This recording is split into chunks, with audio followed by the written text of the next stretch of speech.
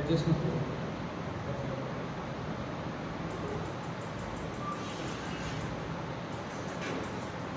हम लोग ने लास्ट टॉपिक क्या देखा था? वोल्टेज सीरीज वाला एलसीआर सर्किट लिया था, उसमें एसी वोल्टेज था। देखो हमने एसी वोल्टेज अलग अलग सर्किट को लगा के देख लिया। अब हमें क्या करना है, दो अलग अलग सर्किट में पावर डिसिपेशन कितना होता है, पावर डिसिपेशन कितना होता है वो देखना। बराबर। तो पावर कैसे, सर्किट का पावर क्या है? पावर होता है हीट अपॉन टाइम, आपका work upon time, work upon time. ठीक है। सर्किट का वर्क क्या होता है? जो हीट डिसिपेट हो रहा है, हीट जो डिसिपेट हो रहा है। अगर आपको याद हो तो हम लोग ने देखा था मैकेनिकल वर्क हीट में कन्वर्ट हो रहा था। हां, याद है हीट में कन्वर्ट हो रहा था। क्यों? क्योंकि वो इंड्यूस्ड ईएमएफ के अगेंस्ट काम कर रहा था और जो हीट आया था वो इक्वल आया था, वो राइट। तो वैसे हम देखते हैं कि सर्किट में कितना पावर लॉस होता है या डिसिपेट होता है, हम बोल सकते हैं। ठीक है। तो हेडिंग है आपका पहला power, average power in AC circuit, average power in AC circuit with resistance. पहले आर देखेंगे, एल देखेंगे, सी देखेंगे, एल सी आर सीरीज देखेंगे, जैसा हम लोग ने एसी वोल्टेज में देखा। ठीक है। पहला हेडिंग है एवरेज पावर एवरेज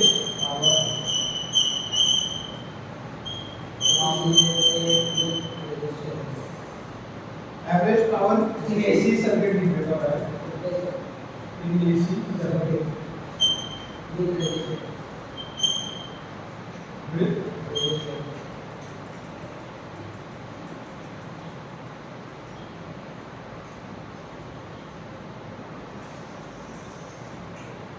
देखो आपको एक बेसिक सा सर्किट देना है, उसमें रेजिस्टेंस बनाना है, बना दिया।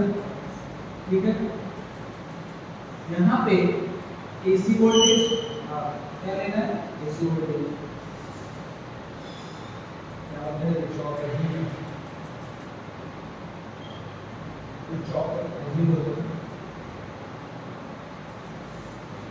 एसी वोल्टेज है, रेजिस्टेंस आर मान लो, रेजिस्टेंस क्या मान लो, आर। ओके।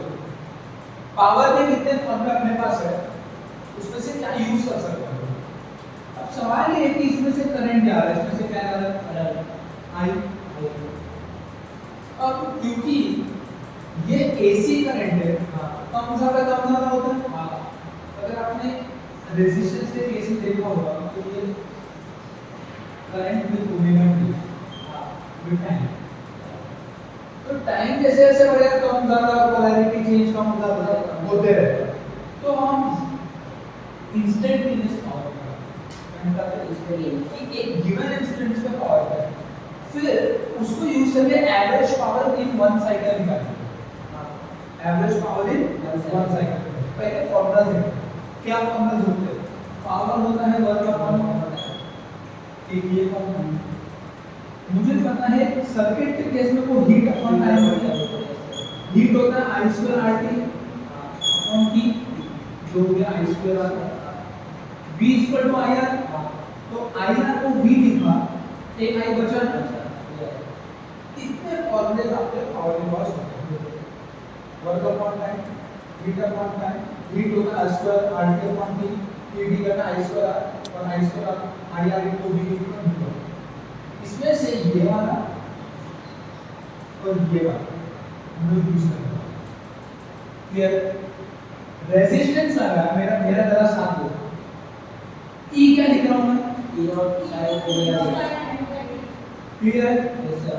रेजिस्टेंस के केस में आई क्या होता है? I naught sine omega.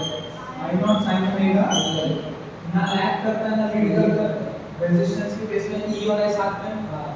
मैं बोल रहा हूं इंस्टेंटेनियस पावर। कौन सा पावर? Instantaneous power. क्यों? देखो अलग अलग टाइम से अलग अलग आई। तो पावर चेंज हो रहा है। एक गिवन इंस्टेंट पे क्या पावर रहेगा वो देखना है। तो instantaneous power is equal to V I, या इस केस में क्या लिखूं, ई आई। ई क्या है, E naught sine omega T, E naught sine omega. I क्या है, I not sin omega t. तो ई नॉट आई नॉट बाहर ले लिया, साइन स्क्वायर ओमेगा स्क्वायर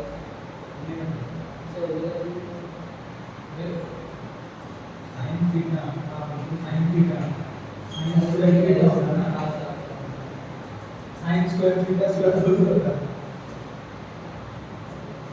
अलग क्लास का क्या, चलो ये क्लियर है। हां सर, ये एक गिवन इंस्टेंस पे ऐसे हर एक इंस्टेंस पे अलग अलग रहेगा। मैं एक साइकिल का एवरेज ले लूंगा, कोई बड़ी बात। अब देखो इसको मिटा देता और लिखता हूं यहां पे average power in one cycle. क्या लिखता हूं, average power average power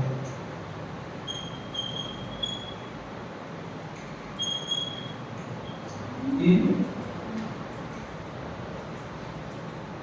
one cycle, average power in one cycle P है। इसका फॉर्मूला क्या बचा, E work done in one cycle upon time of one cycle. हां work done in one cycle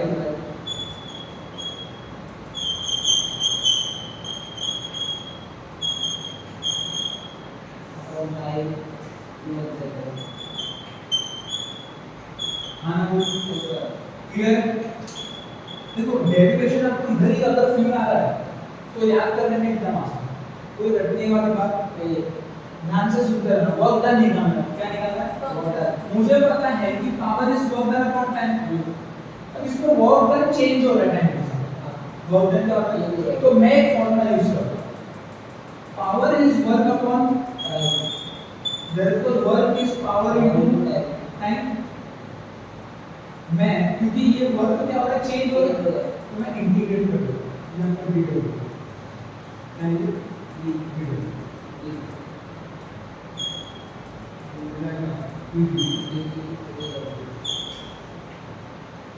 ठीक है। पावर होता है change of work in given amount of time. ठीक है, मैंने वर्क निकाल लिया p dt का इंटीग्रेशन। ये आपका एक और फॉर्मूला होता है जो यहीं से आया है। कहां से आया, ये याद है तो ये अपना क्या होता है।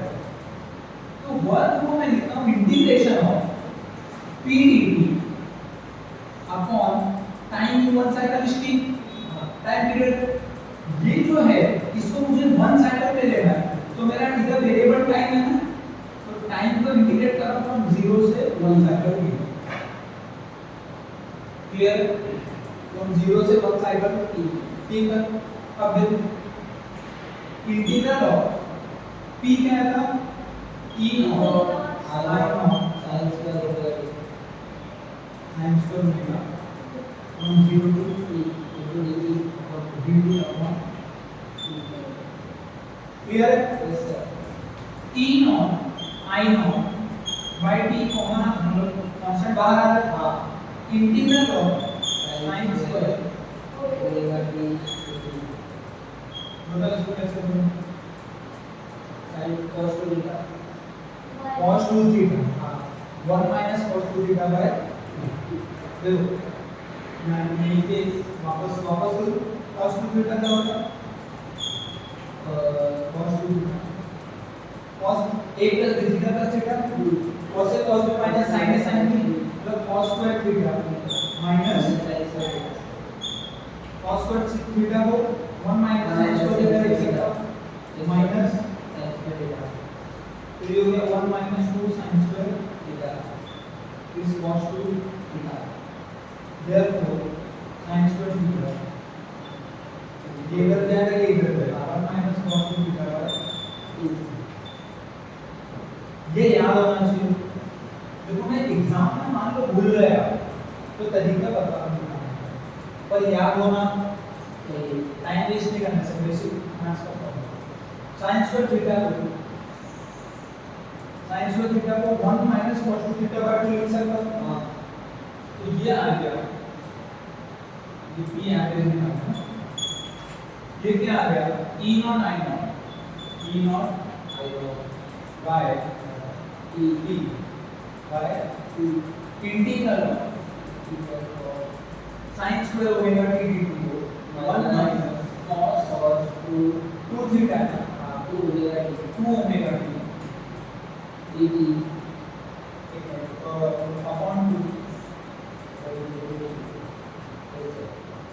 बराबर साइन स्क्वायर थीटा को 1 माइनस cos 2 थीटा बाय 2 लेगा 2 बाहर आएगा तो e naught i not upon 2 e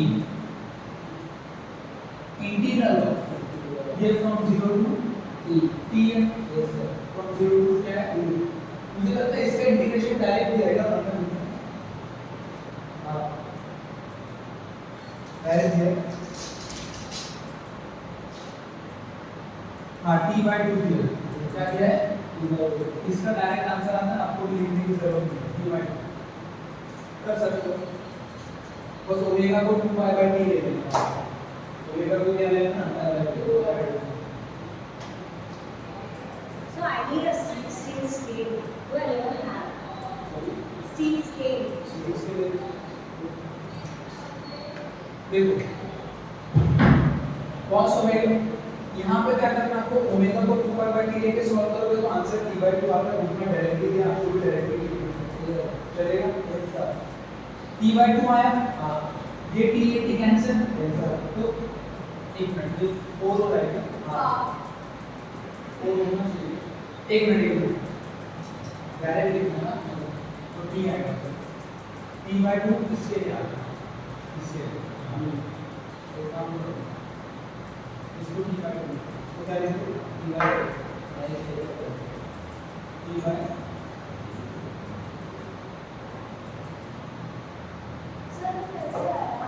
integral sin square omega t dt हम लोग सॉल्व किया है sin स्क्वायर किया है सर cos थीटा को ले लीजिए 1 माइनस cos 2 थीटा बाय 2 किया है ना cos को इंटीग्रेट करके माइनस sin करके लिमिट पुट करके t by 2 आ ठीक है आप इसे जो cos के थीटा बना के बदल दीजिए मैं ये स्टेप से डायरेक्ट t by 2 डाल सकते हैं हां डाल सकते हैं वो आपके मैथ्स में टेस्ट नहीं करना आपके फिजिक्स में टेस्ट आप डायरेक्ट ब्रैकेट में लिख सकते हो इसकी वैल्यू t by 2 ये इंटीग्रल अगर आप सॉल्व करोगे तो इसका आंसर t by 2 आता है ऐसा आपको बुक में डायरेक्टली लिखा है तो आप भी डायरेक्टली लिख सकते हो कोई क्वेश्चन नहीं e naught i naught by t plus पहले से था हां ये इंटीग्रल सॉल्व करने का आंसर क्या आया t by 2 ये t से t कैंसिल हो जाता है तो e naught i naught by 2 क्या मैं 2 को √2 लिख सकता हूं सर ये होगा p ab अब p average e naught by √2 t rms और i नॉट बाय √2 rms ये आपका एवरेज पावर देन ये क्या है एवरेज पावर एक बार ये ट्राई करें क्या इंटीग्रेशन सॉल्व करने का देखते हैं मुझे पता नहीं हो रहा है 1 माइनस क्या लिखा था cos 2 theta 2 omega t by 2 बराबर from 0 to t अगर मैं इसको 2 पाई बाय t लिखूं तो cos 2 पाई हो जाएगा तो हो गया ना सॉल्व क्या हो गया सॉल्व हो गया तो बात ही नहीं ऐसा हो गया कर ही देता हूं 1 माइनस ओमेगा क्या है 2 बाय t t एंटीरेट किया इसको बाद में सब्स्टिट्यूट करेंगे कभी करेंगे ठीक है तो 1 बाय 2 बाद ले लूं हां 1 minus cos 2 omega t dt clear sine थोड़ा छोटा साइन थोड़ा इस जगह 1 बाय 2 अभी 1 dt का इंटीग्रल t होगा क्या होगा t बराबर माइनस या इसको ऐसे step by integral dt from 0 to minus integral of 0 to t cos 2 omega clear? Yes sir. ये हो गया हाफ dt का इंटीग्रेशन तो t है, dt का integration clear? From 0 to t लिखने की जरूरत नहीं। है, इसको लिख दो फ्रॉम 0 to t cos 2 देखो cos ओमेगा का integration cos omega two cos का क्या होता है sin sin, हाँ। प्लस हाँ, ये sin का माइनस cos होगा तो क्या हो गया sin 2 omega omega t upon और 2 ओमेगा यस सर। इंटीग्रेशन में डिवाइड होता है बराबर from 0 to t clear? Yes sir. ये हाफ हो गया, ये t आया हाँ। माइनस चलो ओमेगा को एक काम करो बाद में करेंगे t सब्स्टिट्यूट करो पहले क्या करो t t इसकी जगह t की जगह क्लियर? Yes sir. तो ये हो जाएगा sin 2 sin 2 2 चलो ओमेगा को लिख दो 2 pi by t into t upon 2 omega minus sin पे 0 डालोगे 0 हो Zero हो जाएगा जाएगा। sin 0 क्या होगा 0 बात कर ओमेगा से ओमेगा ये sin 4 पाई आया हाँ। क्या है sin 4 पाई ओमेगा को 2 पाई बाय t हाँ। 2 पाई बाय t का ठीक है आ जाएगा ऊपर अब देखो sin 4 पाई क्या होता है sin 4 पाई 0 0 sin 4 पाई क्या होता है 0 तो 0 माइनस 0 0 t बाय हाँ। t बाय 2 क्या लिखेंगे तो ये कर सकते हो आप करने की कोई जरूरत नहीं। इसलिए बुक में डालेंगे करके दिखाते हैं आपको क्लियर है कर सकते हो खुद से भी कुछ किया नहीं फॉर्मूला बस पुट करते हैं इंटीग्रेशन बेसिक इंटीग्रेशन और ओमेगा को 2 पाई बाय t पुट के अपने आप सब कैंसिल हो आंसर क्या आया t बाय 2 जो करेक्ट है अब ये ऐड किया अगर तो डेरिवेशन खाली लंबा हो जाएगा हाँ।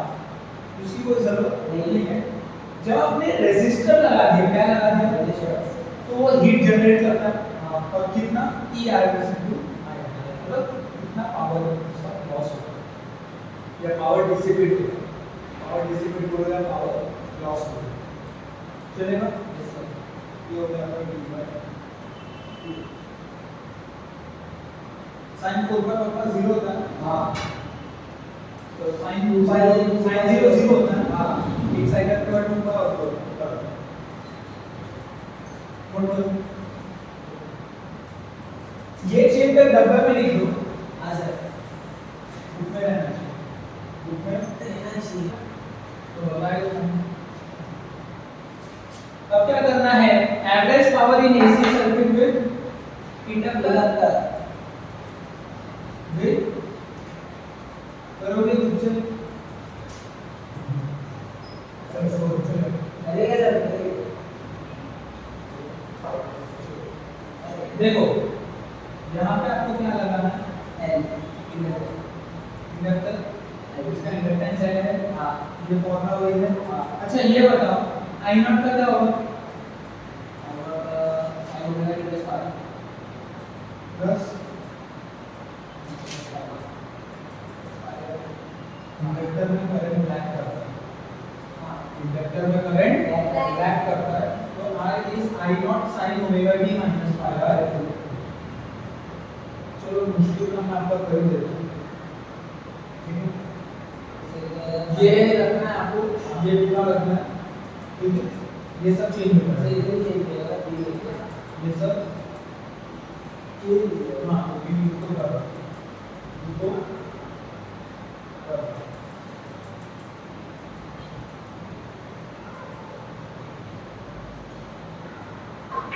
देखो आपका जो ये है आई नॉट क्या है इसको मैं जरा थोड़ा सा रिफ्रेम करना पड़ेगा करना आपको ही है हाँ मैं करने वाला नहीं। मुश्किल पार्ट का करके दे रहा हूँ आसान आपको सुनिए सुनो हाँ सर। इसको मैं लिखूंगा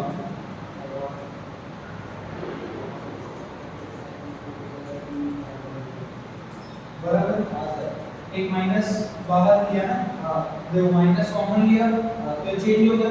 सर इसको मैं लिखूंगा क्लियर। हाँ चल अगर तो माइनस ओमेगा टी क्या होता है, माइनस cos ओमेगा ये हो गया आपका आई, ये हो गया आपका ई। पावर क्या होता है, पावर ई आई ई इनटू हाँ मतलब E naught I naught I into sine omega T हाँ into sine omega cos omega minus I क्या आएगा, सॉल्व करो आगे वो आपको करना है। ये तो इसको करना है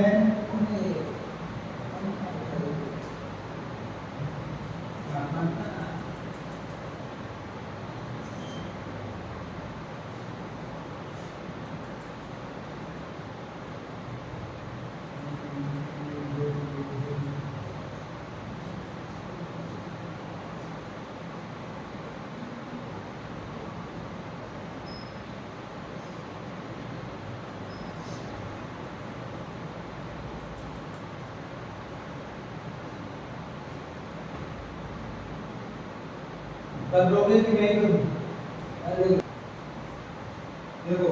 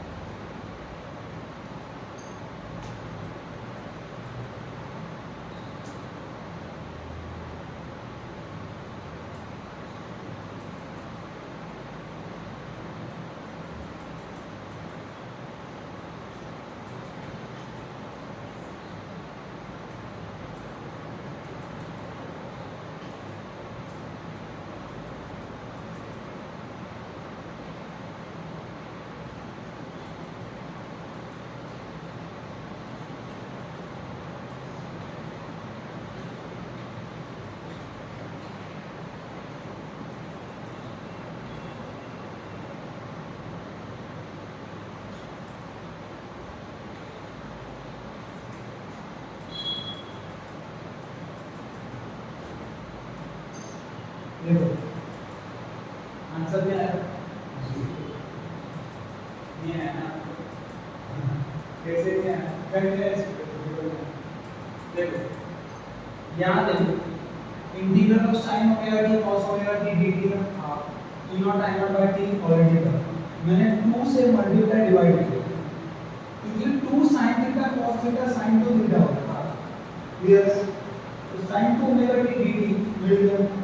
उसको अगर इंटीग्रेट करूंगा तो cos minus cos omega t upon 2 omega, minus minus cancel हो जाएगा, तो e naught i naught by 2 चाहिए तो 2 ओमेगा मतलब 2 pi by t 2 pi by t, तो नीचे 2 पाई 2 t ऑलरेडी है ना, t ऑलरेडी ये 2 t है ना, तो ये कैंसिल हो जाएगा, ठीक है, 2 t कैंसिल होगा और 4 पाई हो जाएगा, कितना बचेगा 4 पाई। तो उससे कोई फर्क नहीं पड़ता क्योंकि अंदर क्या बचता है cos 4 pi minus cos 0, cos 4 pi minus cos 0 1, cos 4 पाई भी कितना 1 माइनस 1, तो p आगे कितना आया, यानी कि अगर आपने इंडक्टर लगा दिया तो कोई पावर लॉस नहीं होगा, कोई हीट जनरेट नहीं, क्योंकि कोई पावर लॉस अपॉन टाइम, अगर हीट पावर नहीं है मतलब हीट नहीं है, कोई हीट जनरेट नहीं। रेजिस्टर में होता है कितना e RMS into IR, inductor में नहीं होता है, इंडक्टर में नहीं होता है। क्लियर है? cos 4 का कौन होगा आज से cos 0 कितना होगा 1, तो 2 बार इधर ऊपर स्टेप करेगा। अब ऐसे ही हमको किसका करना है, कैपेसिटर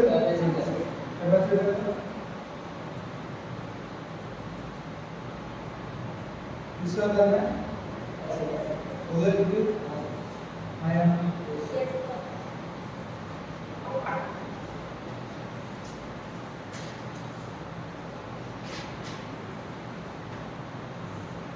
यहाँ पे आपको एक कैपेसिटर लगाना है जिसका कैपेसिटेंस C होगा, इसका कैपेसिटेंस C।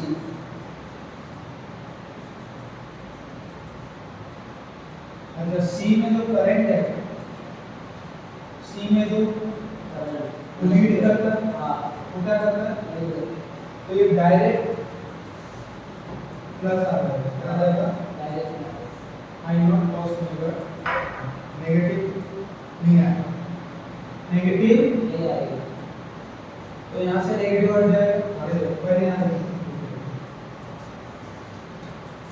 ये देखो e क्या है, e naught sin omega t, i होता है i naught sin omega t plus r by 2, इसको डायरेक्टली cos ओमेगा t लिख सकते हो।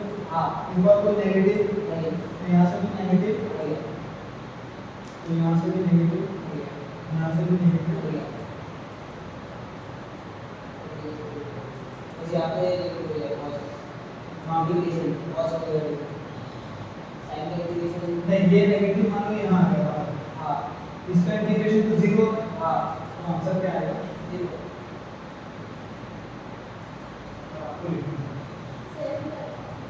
इससे माइनस हट गया, ये था, इसको directly sin omega t plus power two cos omega t लिख दिया, इसका मल्टीप्लाई किया, क्योंकि ये सब तो सेम ही है, जो नेगेटिव का वो हट गया, ऊपर नीचे 2 से मल्टीप्लाई किया, ये आया, इसका नेगेटिव इस बार बाहर आएगा, अगर इसका वैल्यू तो ओवरऑल 0 ही होता है, बाहर कुछ भी कोई फर्क नहीं पड़ता, डायरेक्ट 0 लिख सकते हो, इसके बाद डायरेक्ट 0 लिख सकते हो। क्लियर? Yes sir. मतलब इंडक्टर लगा दो या कैपेसिटर लगा दो, कोई हीट जनरेट नहीं होगा, ना कोई ना कभी आपका सर्किट गर्म होगा, ना आपका कोई पावर लॉस होगा, ना कोई पावर डिसिपेट होगा। रेजिस्टेंस में होता है कितना I R S into E R. अब तीनों को सीरीज में लगा के देखिए,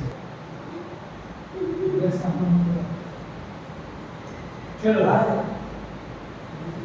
हाँ सर तीनों एलसीआर तीनों लगे capacitor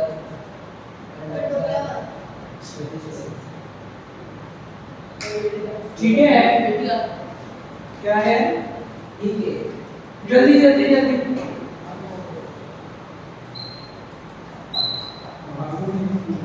sir diagram in this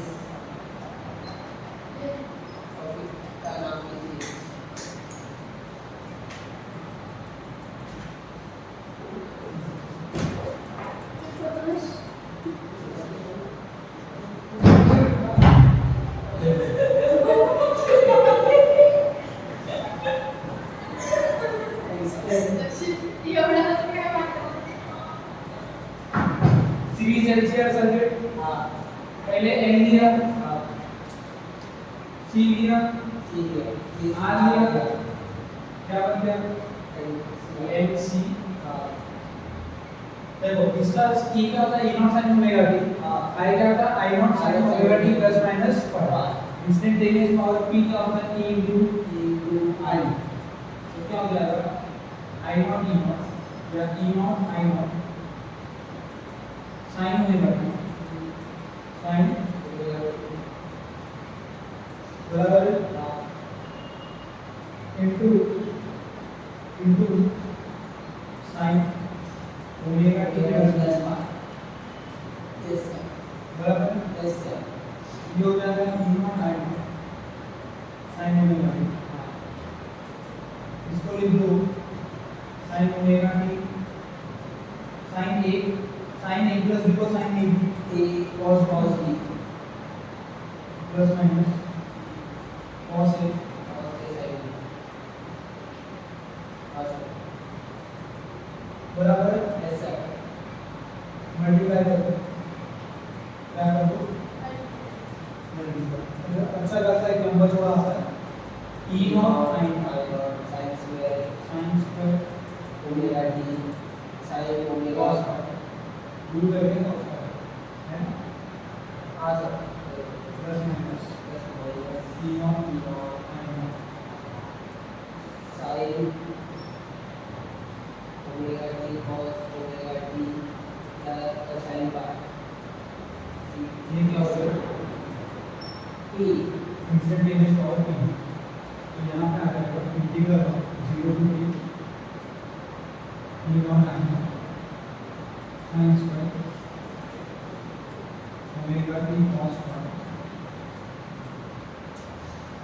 ठीक है, yes sir plus minus E naught I naught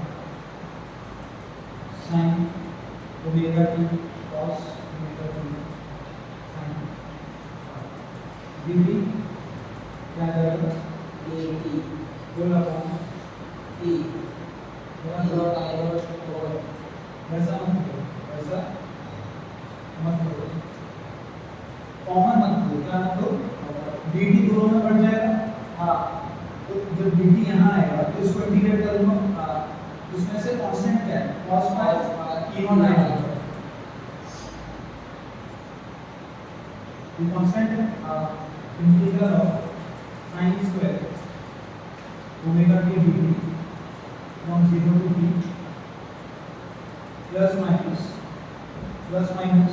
और इसमें कांस्टेंट है t naught I naught E naught I naught और sin pi sine square integral of integral of sin omega t cos omega t into मुझे पता है इसका integral D by two आता है, हाँ इसका आंसर क्या था t by 2 कर चुके हम लोग। हाँ। और इसका आंसर 0 0 ये भी कर चुके हैं। हाँ ये 0 है तो टर्म पता होगा 0 होगा। इसको करके डी बाई टू लिख दो, हाँ तो average power E naught I naught t naught I naught t by 2 cos phi D by two आता है। हाँ डिनोमिनेटर में बाई टी है ना, डिनोमिनेटर में बाई t तो T by two by t into T T sin cancel square क्या बचा t naught I not cos pi by 2 2 को मैं रूट 2 इंटू लिख दूंगा, हाँ तो ये हो जाएगा कि यहाँ t आएगा आ जाएगा आ जाएगा cos pi कुछ यहाँ था हाँ कि R M S into R M S resistance resistor का पावर इसमें देखो इसका E R M S into R M S इसका 0 होता है डिफरेंशियल और इसका क्या होता है 0। लेकिन जब तीनों को कंबाइन किया तो सिर्फ ई आर एम एस आ जाए ना, हाँ इसका 0 इसका ई इंटू आई, तो यहाँ पे भी वही आना चाहिए। हाँ। पर आपको एक और आता है अब cos फाई की मैक्सिमम वैल्यू 1 होती है ना, हाँ 1 से मोस्टली छोटी होगी, छोटी। मतलब ये वैल्यू ये पूरी value E R M S into I R M S से छोटी होगी, क्योंकि अगर मैंने 0.5 से मल्टीप्लाई किया तो आधी हो जाएगी। 1 से छोटा सा नंबर से मल्टीप्लाई करूंगा तो कम हो जाएगा। तो जब आप सीरीज में लगाते हो तो आपका पावर डिसिपेशन कम हो जाता है, इसीलिए हम सीरीज में आप पूछ रहे थे ना सीरीज में क्यों लगाते हैं, क्योंकि पावर डिसिपेशन पैरेलल लगा दो तो देखेंगे रेजोनेंस सीरीज पर सीरीज में लगाने से पावर डिस्ट्रीब्यूशन। अभी देखो इसमें एक चीज आती है पावर फैक्टर। क्या पावर फैक्टर होता क्या है? ट्रू पावर्स या apparent power upon true power, true power upon apparent power, true power upon अब एक बात बताओ, अब ये ट्रू पावर ये आया है तो हाँ ये आया है बस into R S cos power apparent power होता है ये आया है बस इनटू आर एस जो हमने सोचा था। तो पावर फैक्टर क्या है? कॉस पावर ये आपका power factor.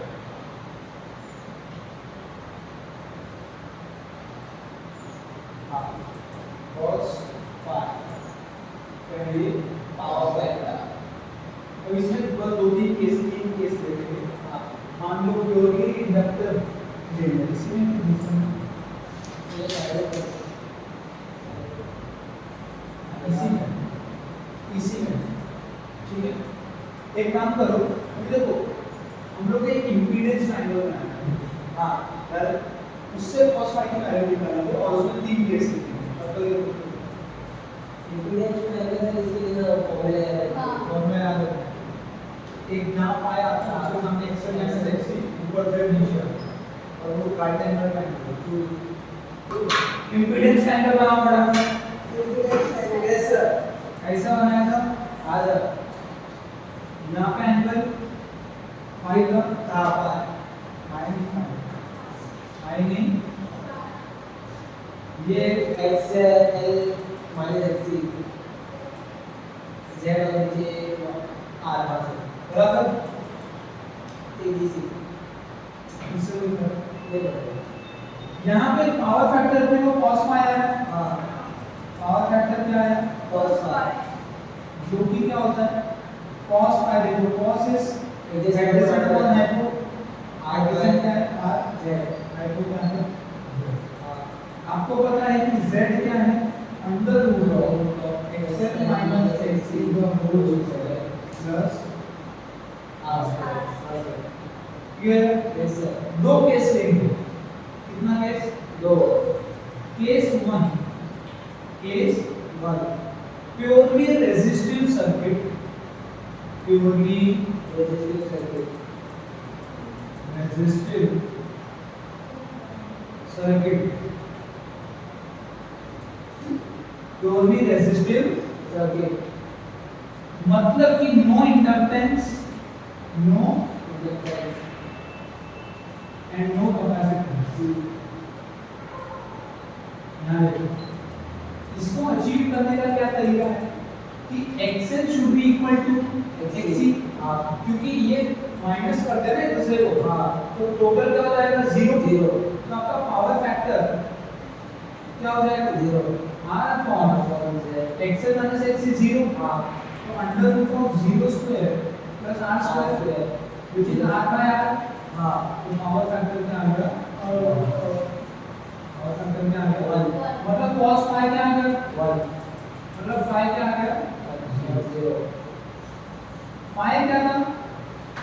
Difference phase difference between I and E, I and ई वो जीरो मतलब कोई फेज डिफरेंस देखो ना फाई जीरो हो गया। हाँ। क्लियर है? यस सर ये हो गया। हाँ केस 2 केस टू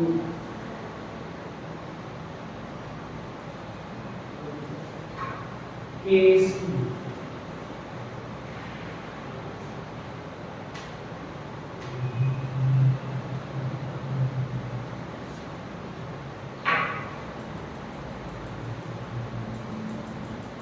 केस 2 क्या है?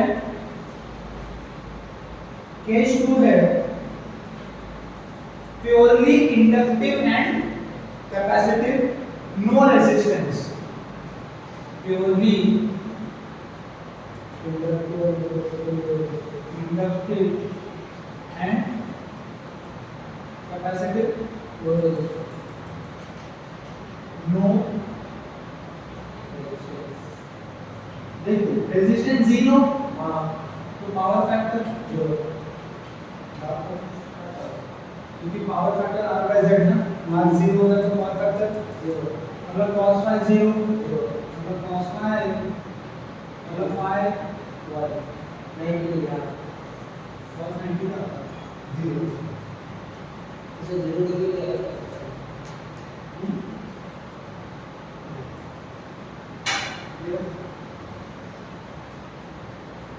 अच्छा ये करंट जो है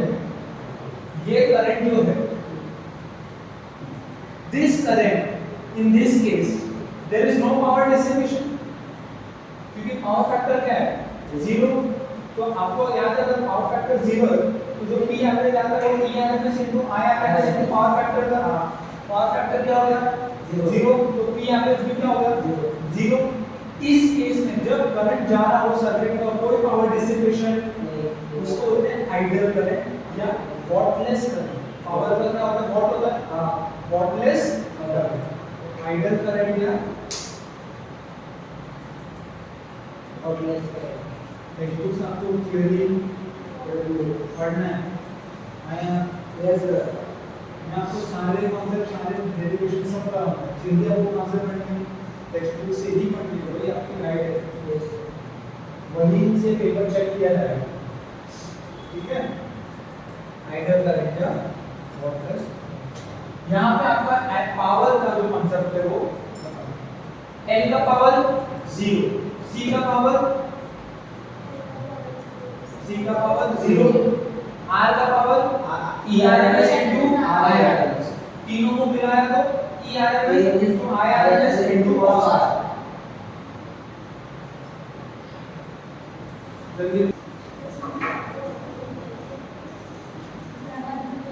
and C और सीरीज है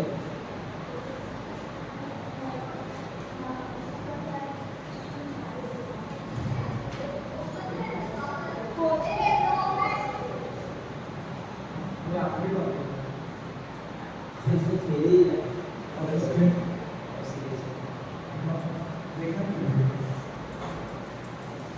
अच्छा एक तो देखना बराबर क्या है मैं आपको अच्छे से समझाता शॉर्ट में कैसे समझाऊंगा देखो तेरे आपको अच्छे से पढ़ेंगे पहले L और C की अभी बात करेंगे सर्किट में क्या है एलसी मान लो L इंडक्टर और C कैपेसिटर हां ये इंडक्टर यहाँ है हां यहाँ पे आया AC सोर्स है ना एसी इसमें से करंट क्या है हां क्या आएगा मतलब मैग्नेटिक फील्ड आएगा हां मैग्नेटिक फील्ड तो इसमें मैग्नेटिक एनर्जी आती है हां याद है हाफ एल आई स्क्वायर याद है क्या हाफ एल आई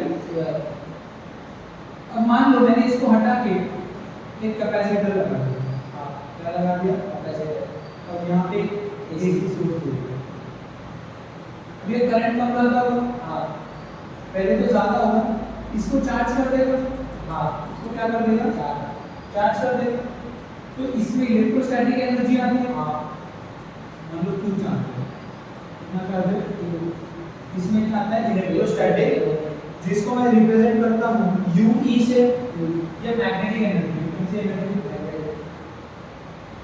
याद है ना आपको ऐसे हां मैग्नेटिक यहाँ पे आएगी इलेक्ट्रोस्टैटिक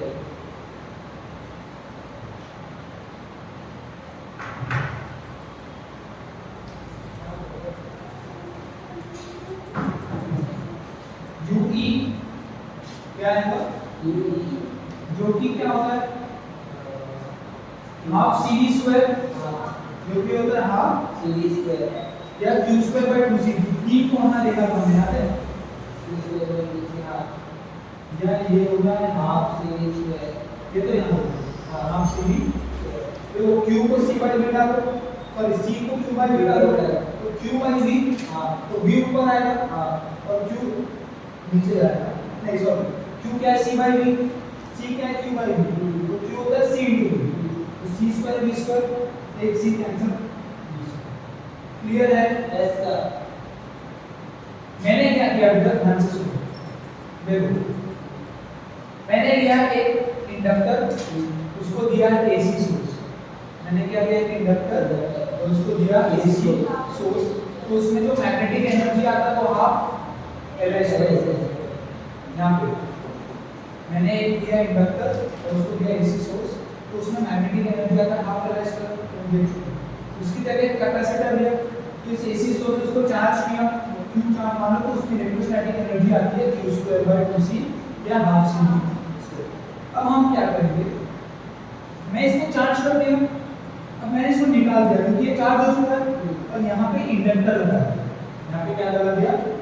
अब आप एक ऐसा सर्किट बना लो जिसमें एक चार्ज कैपेसिटर और एक इंडक्टर है। चार्ज कैपेसिटर और एक ये चार्ज बराबर।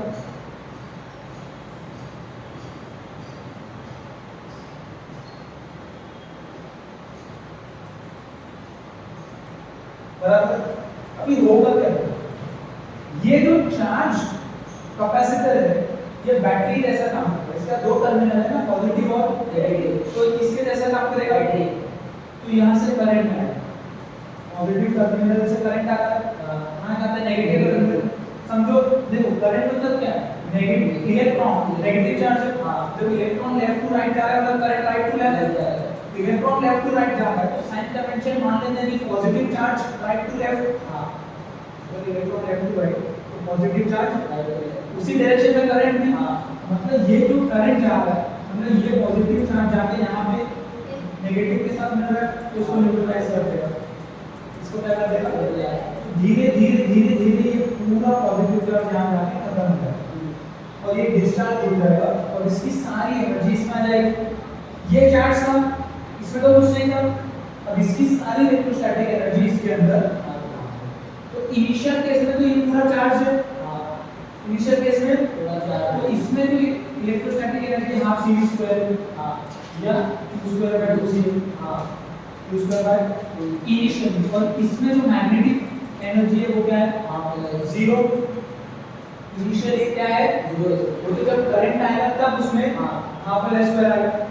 ये इसमें कन्वर्ट हो जाएगा, ये इसमें कन्वर्ट हो जाएगा। तो आपको लिखना है कि कैपेसिटर गेट्स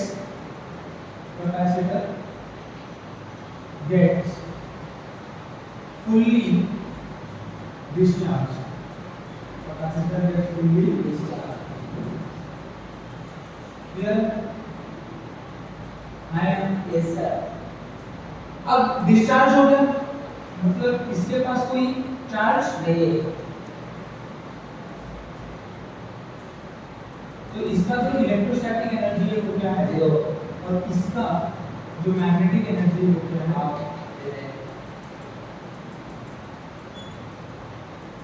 बराबर। चलेगा, यानी कि हुआ क्या? हाफ c स्क्वायर कन्वर्ट होगा हाफ ml, सॉरी ये half L square magnetic energy half L बराबर। या आप लिख सकते हो कि q स्क्वायर का उसी कन्वर्ट होगा half L. Clear? Yes sir. खाना बोले देखो होगा क्या? धीरे धीरे इसमें चार्ज खत्म हो रहे थे, तो धीरे धीरे करंट कम हो रहा था। अगर करंट कम हो रहा था तो इसका मैग्नेटिक फ्लक्स चेंज हो रहा था, क्योंकि करंट कम हो रहा था मैग्नेटिक फ्लक्स भी टाइम के साथ कम हो रहा है, तो इसमें एक इंड्यूस्ड ईएमएफ आएगा। इसमें क्या आ जाएगा? अब देखो यहाँ according to Lenz law, EMF ऐसा इंड्यूस होगा कि जिसने उसको इंड्यूस किया उसको अपोज करेगा। यहाँ पे करंट कम हो रहा था, इसके लिए ईएमएफ आया, तो वो इस डायरेक्शन में करंट को बढ़ाएगा, मतलब और एक करंट खुद से इंड्यूस होगा, और एक करंट खुद से इंड्यूस होगा। क्लियर? Yes sir. अब देखो मैं यहाँ बना होगा क्या? देखो अगर मुझे करंट इंड्यूस करना है मतलब मुझे यहाँ पे पॉजिटिव निकालने पड़ेंगे, तो ये नेगेटिव हो जाएगा और वो पॉजिटिव यहाँ आके ये पॉजिटिव इस टर्मिनल को क्या कर देगा पॉजिटिव पॉजिटिव। और इसके लिए इसका हम लोग क्या यूज करेंगे मैग्नेटिक एनर्जी, जो अब क्या हो जाएगा जीरो। और वो वापस कहाँ चला गया, हाफ फेज हुआ क्या, वापस इमिशन केस आ गया। हाँ। पर आपके प्लेट्स चेंज हो गए, टर्मिनल आपका चेंज हो गया। अब ये फिर से इसमें वापस काम करेगा, ये एज अ बैटरी काम करेगा, अपने चार्ज देगा तो पॉजिटिव में आ जाके न्यूट्रलाइज हो जाएंगे। इसमें क्या आ जाएगा मैग्नेटिक फील्ड, तो ये इलेक्ट्रोस्टैटिक एनर्जी मैग्नेटिक एनर्जी में जाएगा।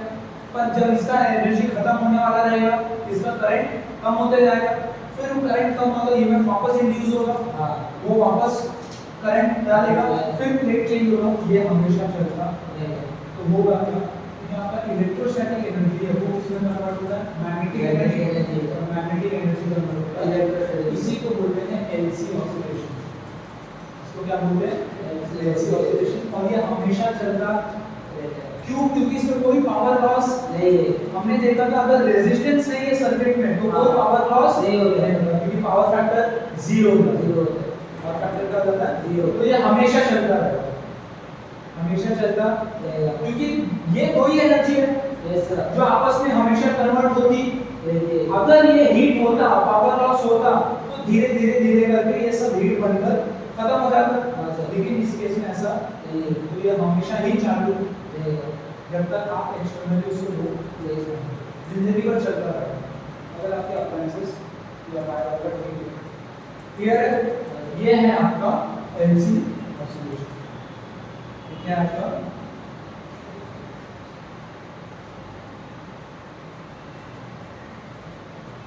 यहाँ, जब यहाँ पर आ जाओ, कहाँ पर, यहाँ पर, तो मैं दूसरी स्टेटमेंट लिखूंगा यहाँ पर, बता नंबर यहाँ पर।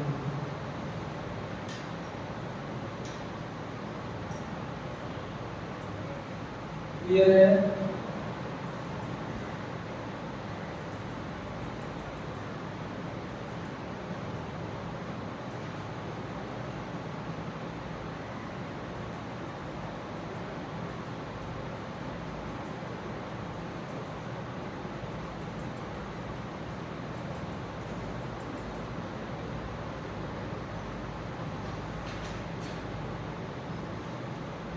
किससे स्टूडेंट्स से डेडिकेटेड, किससे स्टूडेंट्स से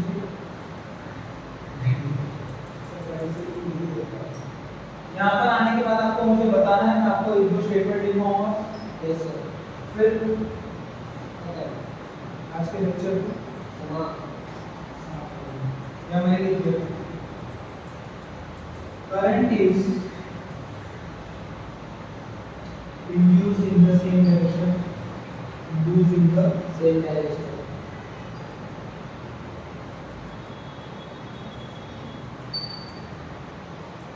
same direction. Current slowly goes to zero. Entire magnetic energy gets converted into electrostatic energy. Current इसके ऊपर लिखना, current slowly goes to zero. Entire magnetic field of magnetic energy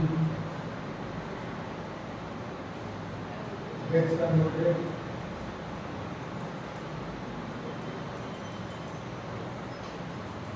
electrostatic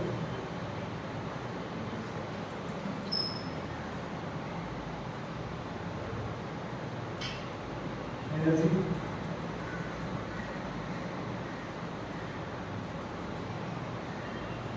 This is similar to initial case. To initial case. The plates are reversed. Differences negative and positive charges are doubled on opposite plates. Negative and positive charges are developed on opposite